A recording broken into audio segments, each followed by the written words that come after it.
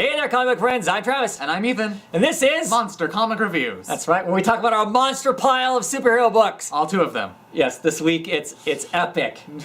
In every sense of the word. Epic. Awesome. Anyway, first we're going to talk Batman Eternal. This is issue number 49. I think there's like 3 or 4 more issues left of this. I can't wait for it to be done.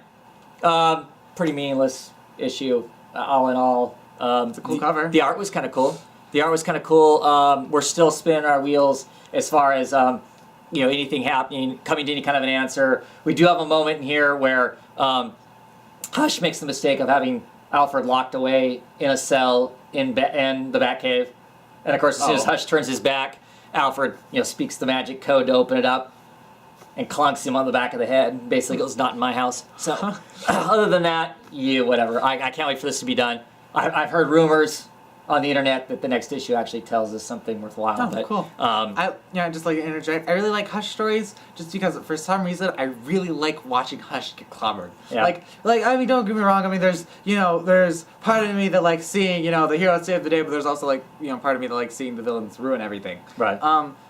But for some reason, reading Hush stories, maybe it's just after the whole when they burn him so bad, when he makes himself look like Bruce Wayne, they get the B-listers to watch him. Right. That was a good story. Yeah. I just really like watching Hush get beat. Yeah.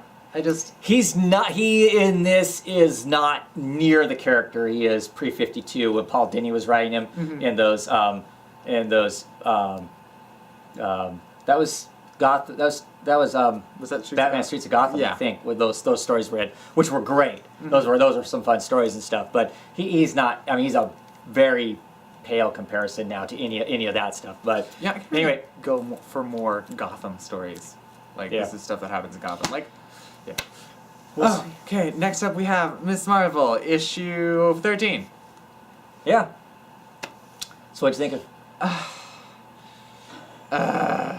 Called Crush. That's the title of this one, right? Yeah. So basically, Camilla is like, she's getting set up, like some parents do, especially my understanding of stereotypical Middle Eastern and Pakistan and Indian type families. Of course, they kind of set you up with your future husband well in advance of you probably going to get married, but that sort of thing. And that's kind of what's happening here. She groans about the fact she's got to meet some boy that used to pick his nose when she knew him when he was little, and she shows up and he's not a nose picker anymore. No, he's okay. But the first thing's ridiculous is he's got he's getting 15 degrees from everything from oceanographer to brain surgeon to an architect to a lawyer. I think they say he's going to be a neuroscientist. Right. So he's going to be a neuroscientist, right? And then I just it wouldn't be so bad. I'm always suspicious of people because I'm suspicious of everyone. But this starts out with Medusa telling Lockjaw, "Oh, you done good," but there are still people. There are still people out there I worry Foreshadowing. about. Introducing a brand new character we've never seen. It's like in Highlander when you're like, oh, look, a named character. Bet that's not going to be the immortal of this episode. Oh, he has a sword? Wow! Shocker! And it just drives me crazy too, because usually I don't care for the stereotypical villain romance setup, right? I'm like, okay, cool, whatever. Obviously you're gonna be the romance, so you can be like, when we read the really bad Supergirl, and what's it, Hell. Oh, hell yeah. Hell. Yeah, shut up, and I'm like, I don't really like you, Hell, right? But unfortunately, he's like, so video games. I'm like, oh, great, damn it! Because he's it's not like he's really cool, but he's kind of cool. He's cool enough for me to not for me to be a little bummed that he's probably going to be evil. Well, I don't know if he's gonna be evil, but he's not gonna be with the Inhumans that, seriously, of course, right after they go on a date, they go for a walk, down to a bookstore? No, they're gonna go they're gonna go buy and rent that's right, Bollywood films. Because they're both Bollywood geeks. And so they go with Kamala's older brother, and then they get attacked by an Inhuman. Right. And of course, what's her face is the Inhuman that they get attacked by talks about how there's other Inhuman groups. Right, which shocked Camilla because she thought she was with the Inhumans, and which I think more than likely is going to be where her boyfriend is from? We'll see. I'm I mean, assuming- I know there's more than one camp of Inhumans because Marvel's putting out a number of books right now. Mhm. They've got the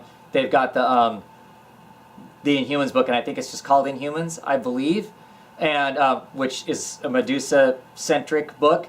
They're coming out with the Uncanny Inhumans, which is going to be Black Bolt-centric, and Black Bolt has come back because he's been gone off wherever, I don't know. He's come back and said, "Oh, hey, basically to Medusa, hey, thanks for taking care of the kingdom for me. I'm gonna go back to being king." And she's like, "I'm not having that. I'm running the show my way." And so he's like gone off sulking to open up his own shop someplace else. So does that mean that's what these Inhumans are gonna be? I don't know, but I do know there's more than one camp going right now in the larger Marvel universe. Also, I really wish it had been explained sooner that they're just random pockets of like mysterious mist fog all over the place. Still running around. That just magically turn you into Inhumans. That makes so much more sense. And like I'm waiting all this time, like, ooh, we're finally gonna find out about Kamala Zor. Like, where did the gas come that turned her into not Miss Marvel, Well, but some of that gas happened in a event book that before that. See, that they- exactly. And they I was never- like waiting for it to find, and then Medusa mentioned something about it. I'm like, oh, Yeah. so what? Wherever she lives, there in that city, there's just pockets of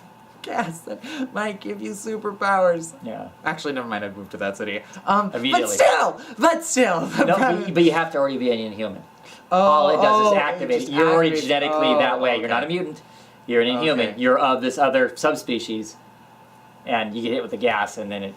Okay, never mind. That's way less drastic. Okay, Yeah. I'm like, if there's just like random pockets of stuff that alter your genetic material out there, that's a little extreme. You'd have all those fanboys running out. But exactly.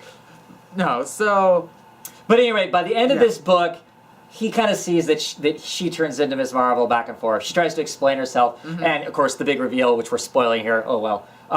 Is The that big, totally is that foreseeable reveal. Right, is that he also is an Inhuman. Made of and, toothpaste. And he looks like a giant. He looks like a giant blob of I toothpaste. think he's in a- supposed to in a look jacket. like he's supposed to look like like melted like shiny metal, like crystal or metal or mercury, something, right. or like some sort of mineral, Right. metal something. But he looks more like gel No, toothpaste he really does. with Like, sparkles. It's seriously, it's the sparkles that help. I mean, So I mean, how perfect can it be? Not only is he a geek, not only is he smart, not only is he handsome, not only is he a geek that likes the game and he's a Bollywood fanatic like Camilla is, he's also got superpowers like she does too. How much more perfect can this be? Match made in heaven.